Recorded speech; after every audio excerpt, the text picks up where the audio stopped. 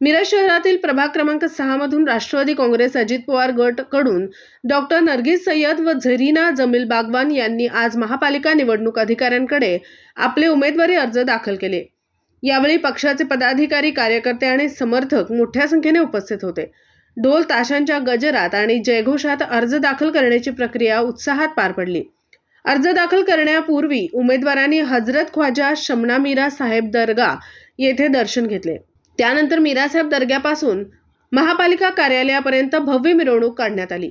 कार्यकर्त्यांच्या जल्लोषात काढलेल्या या रॅलीमुळे संपूर्ण परिसर दणाणून गेला। यावेळी बोलताना डॉक्टर नरगिस सय्यद यांनी सांगितले की त्या यापूर्वी नगरसेविका राहिल्या असून त्यांच्या कार्यकाळातील विकास कामांची दखल घेऊनच पक्षाने पुन्हा त्यांच्यावर विश्वास टाकला आहे। आमचा प्रचार हा केवळ शब्दांवर नव्हे तर कामांच्या जोरावर असेल। नागरिकांचा विश्वास आम्ही विकास कामांतूनच जिंकू, असे त्यांनी स्पष्ट केले। पुढे बोलताना त्यांनी प्रभाग क्रमांक 6 साठी अधिकाधिक निधी आणून मीरासाहेब दर्ग्याचा विकास, आरोग्य केंद्रांची सुविधा बळकट करणे तसेच मूलभूत नागरी सुविधा अधिक सक्षम करण्यासाठी प्रयत्नशील राहणार असल्याचे आश्वासन दिले। आगामी निवडणुकीत विकास हाच मुख्य मुद्दा राहील असा विश्वासही त्यांनी व्यक्त केला। N24 मराठी न्यूजसाठी मिरजहून प्रतिनिधी मुस्तफा मुल्ला।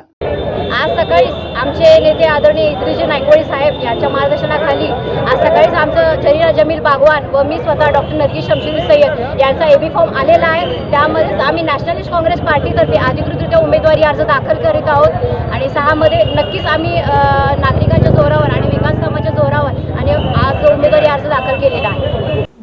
दिवसभरातील घडामोडींचा आढावा घेण्यासाठी पाहत रहा N24 मराठी न्यूज चॅनल।